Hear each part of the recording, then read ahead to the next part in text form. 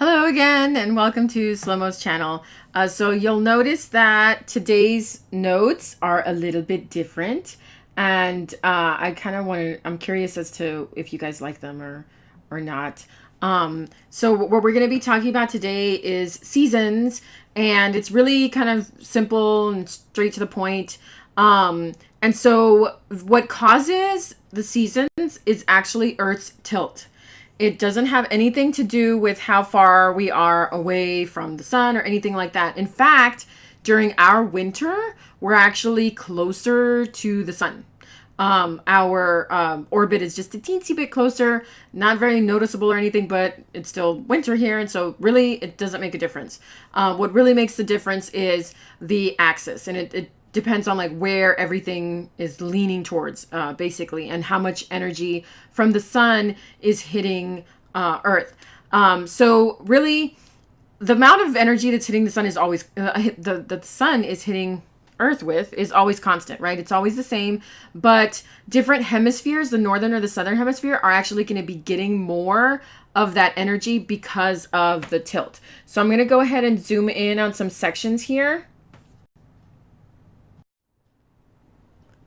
So here is the bottom left hand corner of your handout, and you're going to have to be patient with me because I'm going to be drawing on this, and hopefully my pen does not go all wonky.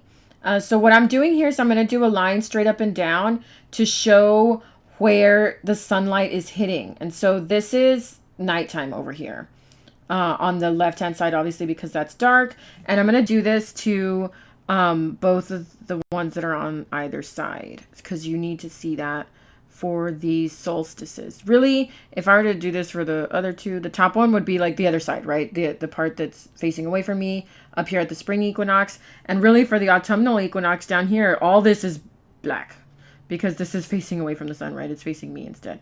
So the lit up part is actually facing the sun. It's on the other side. So, but this is going to be really helpful when I do the summer and winter. Okay, so I'm going to do in yellow and probably orange just to differentiate a little bit. If you look here, look at the equator. Look at how, if I draw this yellow line right here, do you see how that's an obtuse angle? If this was a piece of pizza, this would be a nice big slice of pizza. And so what I'm trying to show you here is that the northern hemisphere is getting a lot of energy from the sun. Compared to the southern hemisphere, let me do that in orange. And notice this is a little piece of pizza. This is an acute angle right there. And so it's a much smaller, I do not know why the pen does that, but oh well. That's a much smaller slice of pizza right here. So the southern hemisphere is not getting as much energy. The northern hemisphere is getting a lot of energy. So that's why it's summer here. They're getting a lot of heat. So it's summer. And it's always going to be the opposite underneath, right? On the southern hemisphere, it's going to be winter for them. And then in the equinox, when fall starts, the autumnal equinox or autumn, we're going to have equal energy. And you can see that at the top with spring. Notice how the northern and the southern hemisphere are getting equal amounts of heat. So it's kind of an in-between, right? Spring and fall are an in-between season, right? It's not super hot, not super cold.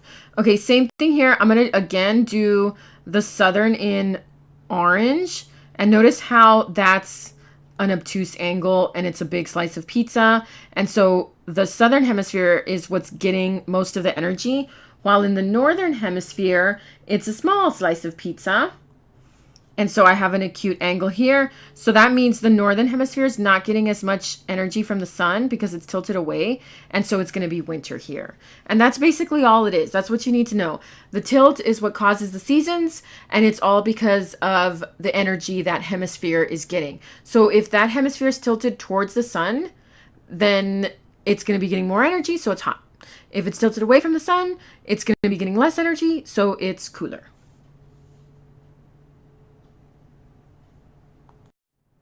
And so this is what's happening. When it's tilted towards the sun, it's like the top picture right here. It's going to be just receiving more direct sunlight. The flashlight is representing the sun, and so it's more concentrated. And then if it's tilted away, the heat is actually spread out more, and so it's cooler. So that's going to be winter. That's the position for winter. And then at the bottom corner here, whatever's tilted towards the sun, whichever pole that is, that's going to be receiving 24 hours of sunlight. So it's never nighttime there. It's crazy. When I went to Alaska, it was like that. You would never get dark at night, not even like at 3 a.m. I woke up at 3 a.m. one night and it was crazy. It was still light outside. So that happens during the summer at the North Pole, or it happens during the summer at the South Pole, right? And then the same thing for winter at that whatever pole it is. When it's winter there, it's going to be dark all the time, which is kind of crazy. And so here's that same thing that I was telling you about here. Just remember the let me get my pen again. And if you look at where the day and night are, you just draw those lines and you can see which one is the acute angle and which one is the obtuse angle. And that's the one that's receiving more or less energy. Okay. Thanks for listening and thanks for watching. I'll see you guys at school.